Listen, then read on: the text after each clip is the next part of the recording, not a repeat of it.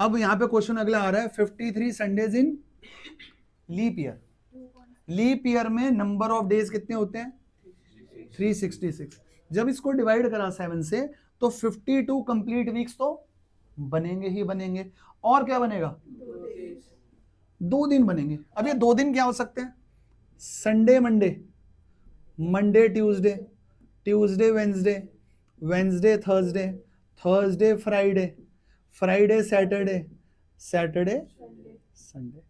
इसमें संडे कितनी बार आ रहा है? देखो, एक बार यहां आया संडे और एक बार यहां आया, तो इसकी प्रोबेबिलिटी होती है 2/7। अगर कभी डिटेल्ड वर्जन इसका आ जाए तो ये तरीका है इसको करने का।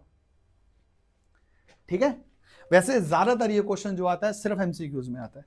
ये वाला क्वेश्चन या फिर वो बर्थडेज वाला क्वेश्चन, ये जो क्वेश्चन आते हैं ये वाले क्वेश्चन हमेशा 1 मार्कर एमसीक्यूज में ही आते हैं।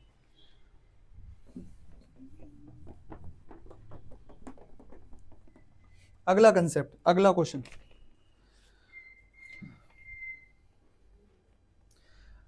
देखो क्वेश्चन कह रहा है हाइट एंड डिस्टेंस का क्वेश्चन है, दिस इज थीटा।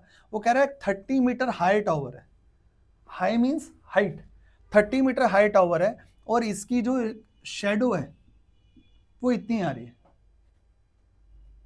ठीक है, 30 मीटर हाइट है इसकी टावर की और इसकी शेडो आ रही है इतनी। तो बोल रहे हैं एंगल ऑफ एलिवेशन कितना है। तो कुछ नहीं करेंगे, ये कौन सी साइड होती है? परपेंडिकुलर। ये कौन सा है? बेस। परपेंडिकुलर और बेस कौन सी रेशो में लगते हैं? tan थीटा में। तो tan थीटा लगाया था यहाँ पे 30/10√3 is equals to tan theta. 10 से कट हुआ 3, रेशनलाइज करे बिना आपको याद होना चाहिए √3 से कट होगा तो √3 ही आता है। tan की टेबल में √3 कब आता है? तो यानी कि जो एंगल ऑफ एलिवेशन होगा दिस इज 60 डिग्री। ठीक है। एक क्वेश्चन जो बहुत सालों से ना पूछा नहीं गया, इस बार उसकी चल रही है थोड़ी सी उम्मीद कि हो सकता है इस साल आ जाए, तो नवंबर में ही बोल रहा हूँ कि इस साल क्वाड्रेटिक इक्वेशन के लिए क्वेश्चन आप हर बच्चे को आना चाहिए। This is 2a + b + 2x is equals to 1/2a + 1/b + 1/2x।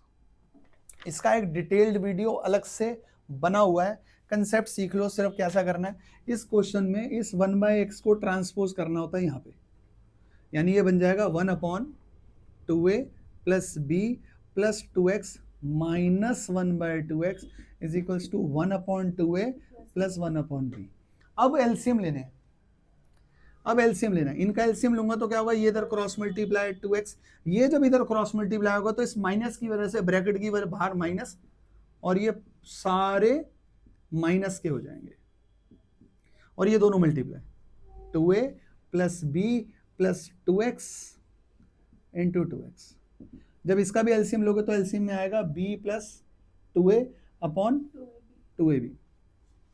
अगर आप ध्यान से देखोगे प्लस माइनस की वजह से एलिमिनेट हो जाएगा। जब ये एलिमिनेट हो गया यहां से, यहां क्या बचा? -2a - b। अगर इसमें से माइनस कॉमन ले लोगे तो बचेगा प्लस, ये दोनों भी कट जाएंगे। उसके बाद सिर्फ यहाँ क्रॉस मल्टीप्लाई करना है, इसमें डिस्ट्रीब्यूटिव प्रॉपर्टी लगानी है, 4 टर्म्स आएंगी, कॉमन लोगे आंसर आ जाएगा। डिटेल्ड वीडियो ऑलरेडी अपलोडेड है। ये एक 3 नंबर का बहुत ही अच्छा क्वेश्चन है। हाँ, रूल शीट में बनी हुई है। एक ऐसा क्वेश्चन इसका आता है जिसमें 2 नहीं होता, एक ये भी क्वेश्चन इसी का है। इसका वीडियो बना हुआ है, सेम वर्किंग है, सब कुछ सेम है, आपको इसी से मिल जाएगा। ठीक है।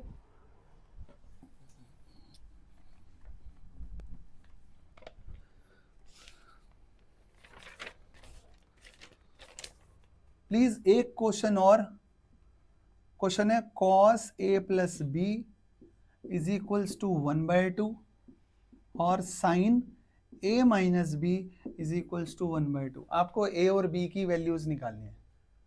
ठीक है, कुछ नहीं करना। cos की टेबल में 1/2 कब आता है? 60 पे, यानी कि मैं अभी यहाँ पे ऐसे लिख रहा हूँ cos 60 पे। तो पहली इक्वेशन से कंपेयर करके आपका बनेगा a + b की वैल्यू है 60। साइन की टेबल में 1/2 कब आता है?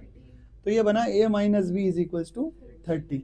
2 लीनियर इक्वेशन बन गई। हमने आदत है हमें लीनियर इक्वेशन देखने की x और y में, है ना। दुनिया में इतने रंग तमाशे और देख रहे हैं, अगर x और y की जगह a और b लिखा हुआ है तो प्रॉब्लम ही नहीं होनी चाहिए। ऐड करा minus, 2a is equals to 90, a की वैल्यू आई 45, a की वैल्यू 45 आई तो b की वैल्यू 15 आंसर आ गया। ये क्वेश्चन ट्रिगो का बहुत इंपॉर्टेंट क्वेश्चन है, ठीक है। दो क्वेश्चन और इस वीडियो के लिए। एक क्वेश्चन बहुत इंपॉर्टेंट, प्लीज ध्यान से समझना, सेक्शन फॉर्मूला का क्वेश्चन। वो ये कहता है एक लाइन सेगमेंट है 1, -3 और 4, 5। कह रहा है एक्स एक्सिस इसको किस रेशो में डिवाइड करती है। सिंपल वर्ड्स में, यहां से कोई लाइन गई, ये वाली, ये जो पॉइंट है ना, ये पॉइंट एक्स एक्सिस का है, तो एक्स एक्सिस के कोऑर्डिनेट्स होते हैं x, 0। एक्स एक्सिस पे y हमेशा 0 होता है, और जब भी रेशो फाइंड आउट करनी होती है तो हम रेशो को क्या लेट करते हैं, k/1। अब याद रखना, रेशो निकालने के लिए भाई या तो सिर्फ x से निकल जाएगी रेशो या सिर्फ y से निकल जाएगी रेशो, किसी एक से निकल जाएगी रेशो, ठीक है। तो हम ये बात करते हैं दोबारा से, देखो y कोऑर्डिनेट के जो फॉर्मूला होता है वो होता है my2 + ny1 अपॉन m+n। ये तो है हाथी के दांत दिखाने वाले। तरीका क्या है, वही जो हम करते आए हैं तरीका हमेशा। क्या ये 0 कैसे आया होगा, अगर समझने के लिए करना है हम, ये 0 क्या है, y है ना, तो आप एक काम करो, सारे x पहले हटा देते हैं यहाँ से, ये x भी हटा देगा। अब हम कह रहे हैं ये 0 कैसे आएगा, इधर वाली रेशो को इधर वाले y से मल्टीप्लाई करके 5 के, इधर वाले इसको इधर से मल्टीप्लाई करके अपॉन k+1। k+1 जब इधर मल्टीप्लाई होगा तो क्या हो जाएगा भाई, ये भी चूर चूर हो जाएगा, 0 हो जाएगा। जब इसको सॉल्व करेंगे तो k की वैल्यू आएगी 3/5, यानी कि जो हमारी रिक्वायर्ड रेशो है दैट इज 3/5। ये इसकी रेशो है। बाय चांस कई बार वो मांग लेता है कि x के कोऑर्डिनेट्स भी बता दो, तो अब x वाले 3 और 5 से निकाल देना, ठीक है कि नहीं। बंद कर दे यार उसको।